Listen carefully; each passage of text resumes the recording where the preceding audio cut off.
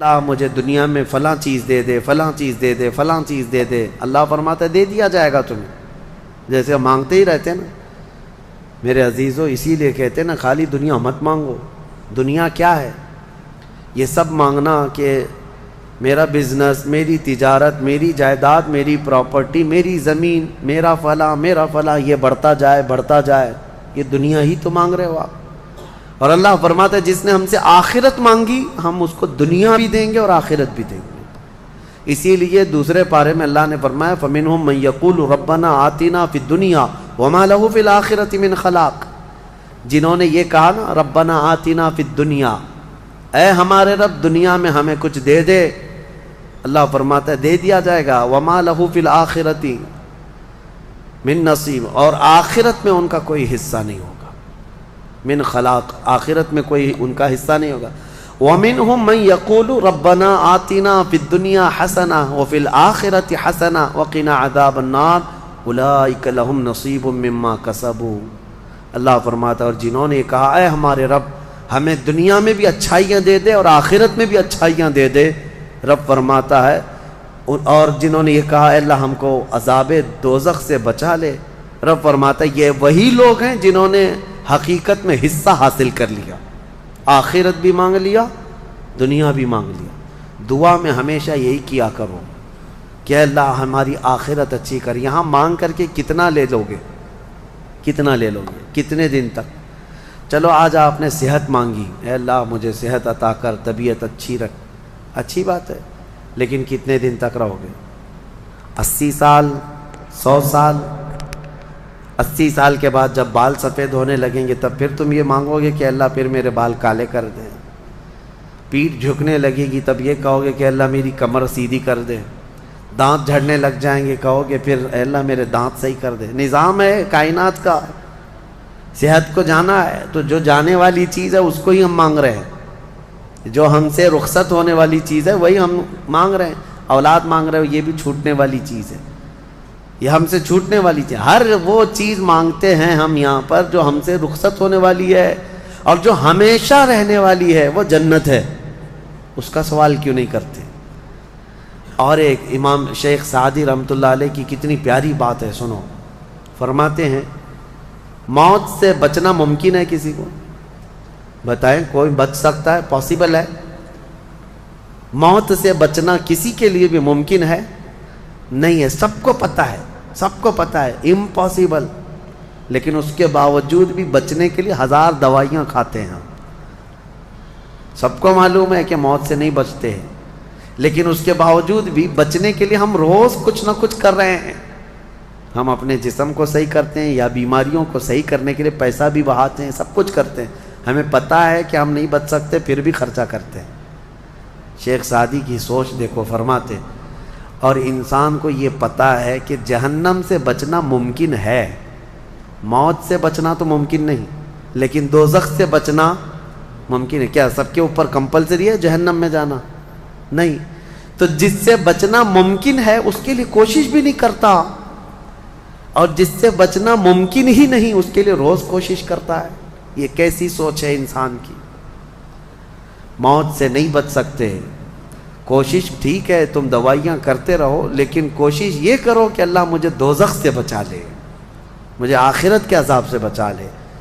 میرے عزیزو ہمارا سارا نظام اسلام کا آخرت پر ٹکا ہوا ہے، اسی لیے رب تعالیٰ نے فرمایا من کان یرید حرث الآخرۃ نزید لہ فی حرثہ۔ ایک بات میں آپ کو بتا دوں، اگر اسلام سے آخرت کا کانسیپٹ نکال دیا جائے تو پورا دین کھوکھلا ہو جائے گا۔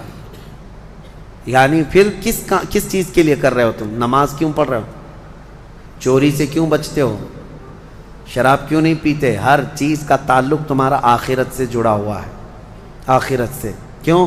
حساب ہوگا، پوچھا جائے گا، میری نمازیں بھی پوچھی جائیں گی، روزے بھی پوچھے جائیں گے، ہر چیز آخرت کے خوف سے ہم دنیا میں عمل کر رہے ہیں، اور اگر آخرت کا کانسیپٹ ختم ہو گیا تو وہی درندوں کی طرح سے ناچتے گھومتے رہیں گے۔ جیسے دوسری قوموں کو دیکھ رہے ہیں، ان کے ہاں کوئی تصور ہی نہیں آخرت کا، ان کا تو یہ ہے کہ اچھے کام کرو گے تو دوسرے جنم میں اچھا بن کے پیدا ہو جاؤ گے، برے کام کرو گے تو دوسرے جنم میں کتا بلی بن کے پیدا ہو جاؤ گے، بس اتنا ہی ہے، اس سے زیادہ نہیں ہے۔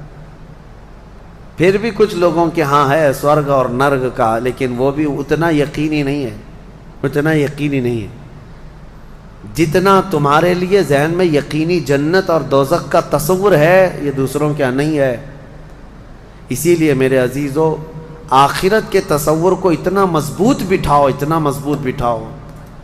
مجھے ایک بات یاد آتی ہے کہ ہمارے ایک بزرگ تھے، میرے بڑے دادا، اللہ ان کی تربت پر رحم فرمائے، پورے علاقے میں لوگ اس بات کے شاہد ہیں، جب بھی کوئی کچھ غلط کام کرتا یا چھوٹی بہت بھی چیز ہلکی نظر آتی ان کو، تو ڈانٹنے کے لیے سب سے پہلا جو جملہ وہ کہتے تھے وہ یہی کہتے تھے، کیا تجھے آخرت کا خوف نہیں ہے؟ آخرت سے نہیں ڈرتا؟ یہ ایک جملہ اکثر ہر کام پر، نماز کے سلسلے میں ہو یا کسی کو کہیں پر گپے لگاتے بیٹھے ہوئے دیکھتے تو یہ کہتے آخرت کا ڈر نہیں ہے۔ یہ ان بزرگوں کا شیوا رہا ہے، اولیاء اکرام کا طرہ امتیاز رہا ہے کہ وہ اپنے سارے اعمال آخرت کے خوف پر رکھے ہوئے ہیں۔ حضرت حاتم اصم رضی اللہ تعالیٰ عنہ بڑے پائے کے بزرگ ہیں، فرماتے ہیں نماز جب پڑھتے تھے وہ تو کہتے میرا تصور یہی ہوتا ہے، میرا تصور یہی ہوتا ہے کہ موت میرے گردن کے پیچھے، ملک الموت یہی ہے، یہ سوچتا ہوں کہ اب آخری نماز ہے، میری آخری نماز ہے، اور دونوں طرف میرے جہنم کے گڑھے ہیں، ادھر بھی ادھر بھی، میں اگر تھوڑا سا بھی ہل جاؤں تو ہو سکتا ہے ادھر کے گڑھے میں یا ادھر کے گڑھے میں، اور پیچھے ملک الموت ہے اور سامنے رضائے الہی ہے اور جنت ہے، میں بڑھنے کی کوشش کر رہا ہوں۔ اس تصور کے ساتھ وہ نماز پڑھتے تھے، اس تصور کے ساتھ، اور سجدے میں جاتے تو یہ کہتے کہ میرا آخری سجدہ ہوگا، ملک الموت پیچھے ہی کھڑا ہے میری گردن کے پاس، اور اگر میں تھوڑا بہت ہل گیا تو ادھر بھی دوزخ ہے، ادھر بھی دوزخ ہے، سامنے کی طرف مجھے پورا تصور جمانا ہے، رضائے الہی ہے اور جنت میری یہاں ہے۔ تو ان کے سارے تصورات ہر کام میں آخرت پر ڈیپینڈ تھے۔ میرے عزیزو، آج لوگوں میں جو بد عملی آئی ہے اس کی ایک بڑی وجہ یہی ہے، ہمارے بچوں میں اور نوجوانوں میں آخرت کا ڈر کم ہو گیا، ڈر کم ہو گیا۔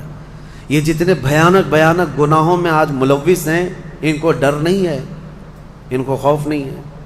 میں ایک بات بتاتا ہوں، پچھلے زمانے کی ایک بات ہے کہ ایک پرہیزگار شخص تھے، متقی تھے بنی اسرائیل میں، ایک خاتون جو فحش کاموں میں ملوث رہتی تھی، طوائف تھی یا جیسی بھی، وہ آئی اس عابد کے پاس، یہ پرہیزگار شخص تھا۔ یہ جب آئی تو کہا کہ رات گزارنے کے لیے میرے پاس کوئی ٹھکانہ نہیں ہے، باہر ٹھنڈی اور بارش ہے، مجھے تھوڑی سی جگہ دے دو۔ اس عابد نے رحم کھا کر اپنے گھر میں، عورتوں کے رونے پر کبھی شیطان داخل ہو جاتا ہے، مدد کے لیے عورت رونا دھونا جب کرتی ہے تو اچھے اچھوں کا ایمان ختم ہو جاتا ہے۔ وہ عورت رونے لگی کہ میرا کچھ کوئی سہارا نہیں، بارش میں بھیگ جاؤں گی، میں تڑپ تڑپ کے ختم ہو جاؤں گا۔ اس عابد شب زندہ دار اس نے اپنے خانقاہ میں جگہ دی تھی۔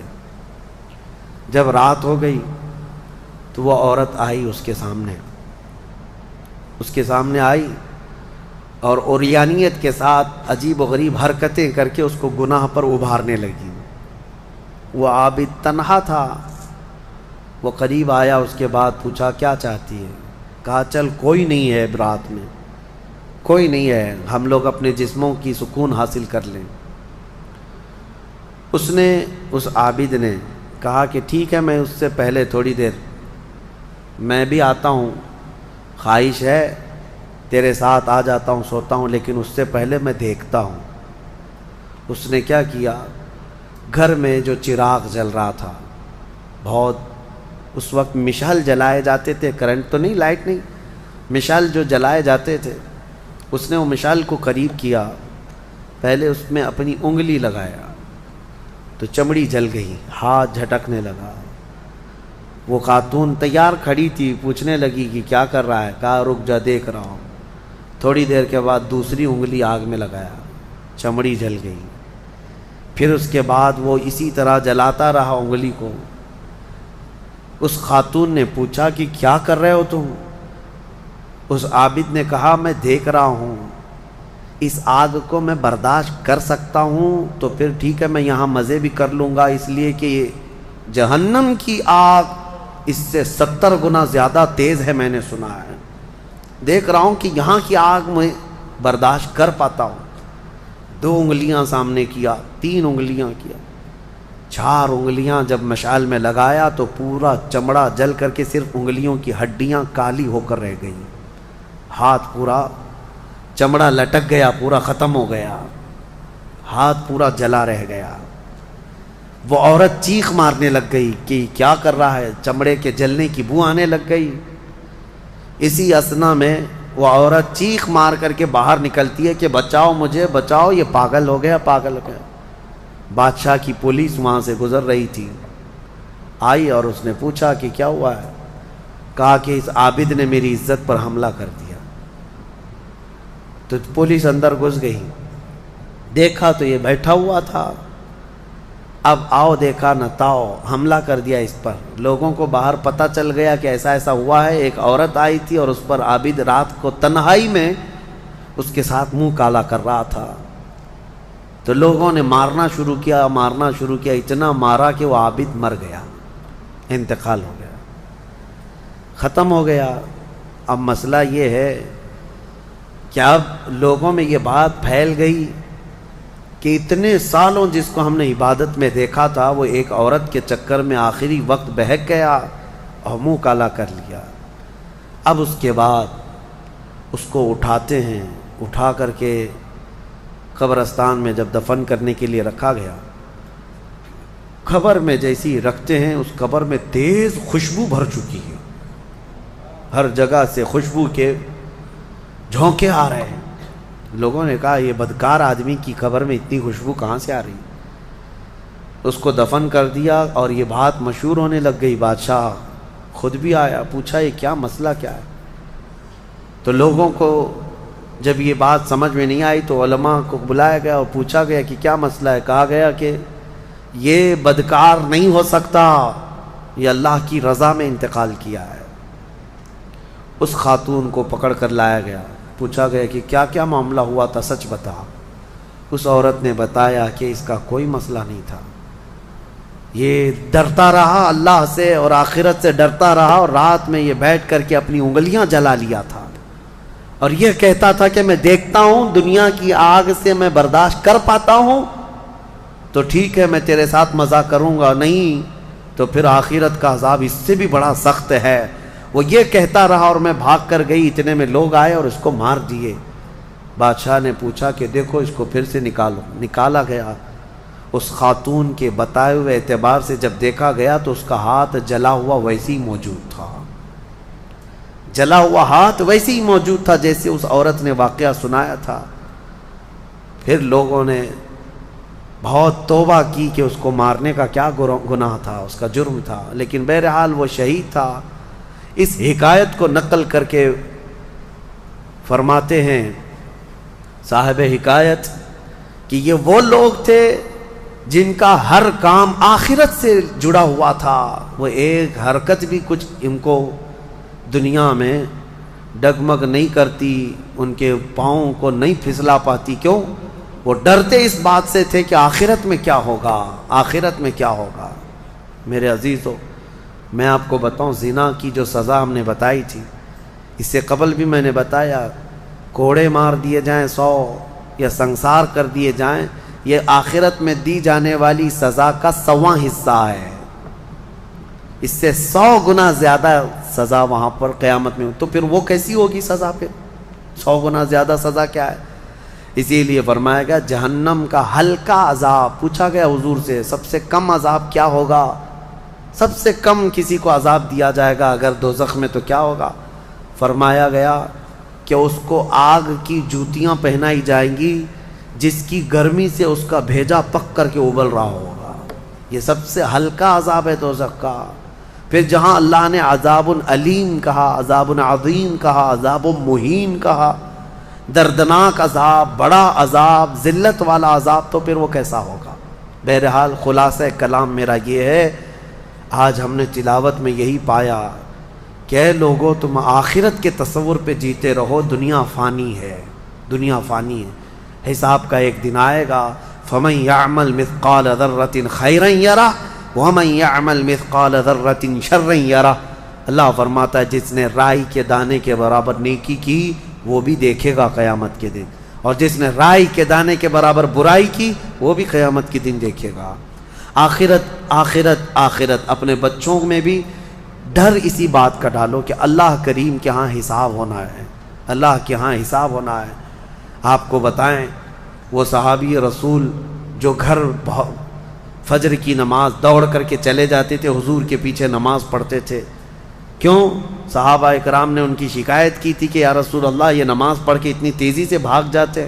حضور نے ان سے کہا پوچھو، ایک دن پکڑو۔ ایک دن انہیں روک لیا گیا، پوچھا گیا کیوں اتنی جلدی چلے جاتے ہو؟ انہوں نے کہا میرے پڑوسی میں، میرا پڑوسی ایک یہودی ہے، اس کے آنگن میں کھجور کا ایک درخت ہے اور اس کے شاخیں میرے آنگن میں بھی آئی ہیں، پکی کھجوریں صبح صبح گر جاتی ہیں آنگن میں، میرے بچے اٹھ جائیں تو کہیں وہ کھجوریں اٹھا کر کھا نہ لیں، اس لیے میں جلدی چلا جاتا ہوں کہ وہ کھجوریں جمع کر کے میں اپنے پڑوسی کو دے دوں۔ یہ آخرت کا ڈر ہے، یہ آخرت کا خوف ہے۔ عزیزان گرامی اوقات، اپنے بچوں کو اس بات کا ڈر ڈالو۔ ایک بار حضور پاک صلی اللہ تعالیٰ علیہ وسلم کی بارگاہ میں صدقے کی کھجوریں آئی تھیں۔ حضرت امام حسن اور امام حسین چھوٹے تھے، بہت بچپنا تھا، کھجوریں اٹھا کر کے وہ بچے کھا رہے تھے، نواسا رسول اللہ کے نواسے، کل کائنات جن کے قدموں میں، لیکن نبی پاک صلی اللہ تعالیٰ علیہ وسلم جلدی سے تشریف لائے۔ صدقہ آل محمد کے لیے حرام ہے، انگلی حلق میں ڈال کر کے میرے آقا نے پورا نکال دیا، کہا کخ کخ، کھانسو اور کھانس کھانس کر کے نکال لو۔ حدیث پاک کے الفاظ ہیں۔ حضرت حسنین کریمین کے حلق میں سے حضور صلی اللہ علیہ وسلم نے آخری ذرہ تک نکالا کہ تمہارے حلق میں کوئی حرام چیز نہیں جائے۔ آخرت کا ڈر تھا یہ آخرت کا خوف ہے۔ جو چاہے چبا لے، جو چاہے بھر لے۔ اپنے بچوں کی تربیت بھی اسی انداز سے کرو کہ اللہ کے یہاں حساب ہونا ہے، اللہ کے یہاں حساب ہونا ہے۔ بچپن میں جتنا تم آخرت کا تصور اپنے بچوں میں ڈالتے جاؤ گے، جوانی میں یہ اللہ کا خوف ایسے ہی رکھیں گے۔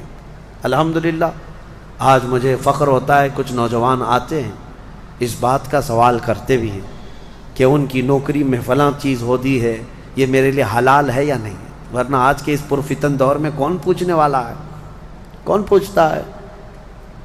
کیا ہمارے ڈیوٹی ایسی، ہماری جاب ایسی ہے، ہمیں بتائیں کہ یہ حلال کام کر رہا ہوں یا حرام کام کر رہا ہوں۔ اگر انہیں لگتا ہے شبہ ہے تو وہ نوکریاں بھی چھوڑ دیتے ہیں، نوکریاں بھی چھوڑ دیتے ہیں۔ ایسے بہت سارے نوجوان الحمدللہ۔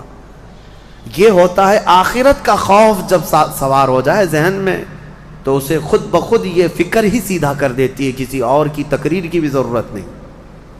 آخرت کا خوف جب ذہن میں آ جائے تو اس کو خود بخود یہ چیز صحیح کر دیتی ہے۔ مجھے یاد ہے بہت چھوٹی عمر ہوگی میری، اسکول جب جاتے پہلی جماعت میں بھی نہیں، چھوٹی سی جماعت میں، نمازوں کی پابندی کا الحمدللہ ہمارے گھر میں بڑا اہتمام تھا۔ میرے والد گرامی عالم دین، بڑے نمازوں کی پابندی کا بہت سختی سے اہتمام کرتے۔ شام کے وقت اسکول چھوٹتی اور آ جاتے تھے تو عصر کی نماز نہیں پڑھی تھی، تو اس وقت جو ذہن میں بات ڈالی گئی تھی، فرمایا میرے والد نے کہا تھا کہ تمہیں پتہ ہے ایک نماز چھوڑنے کا جو عذاب ہے، اس نماز کا جتنی دیر تک ٹائم ہوتا ہے قبر میں فرشتے اتنی دیر تک اسے سزا دیتے رہتے ہیں۔ اس نماز کا ٹائم جتنی دیر تک ہوگا اتنی دیر تک فرشتے اسے قبر میں عذاب دیتے رہتے ہیں، سخت ترین عذاب دیتے ہیں۔ آج عمر کے اس حصے میں آ کر کے بھی وہ بات پتھر کی لکیر کی طرح بیٹھی ہوئی ہے۔ نمازوں کا وقت آتا ہے تو یہی ڈر لگتا ہے، عشاء اگر چھوٹ جا رہی ہے تو عشاء کا تو لمبا ٹائم ہے، مرنے کے بعد قبر میں اگر عشاء کا پورا ٹائم قبر میں فرشتے عذاب دینے لگ جائیں، کون برداشت کرے گا؟ اسی لیے چاہے سفر میں جائیں، چاہے تھکے ہوئے آئیں، کیسے بھی آئیں، لیکن عشاء پڑھ لیتے ہیں۔ وہ ڈر ہے آخرت کا۔ یہ کیسے آتا ہے؟ والدین اپنے بچوں میں یہ چیز منتقل کریں۔ آپ اس کو ہلکا نہ سمجھیں. بچوں کے ذہن میں جو بات ڈالی جاتی ہے وہ بڑھاپے تک رہتی ہے. اگر آپ صحیح تربیت کے ساتھ کسی کو بڑا کرنا چاہتے ہیں تو سب سے بڑی چیز ہے آخرت کا ڈر. آخرت کا ڈر. اللہ کریم ہم سب کو آخرت کے خوف سے اچھے اعمال کرنے کی توفیق عطا فرمائے.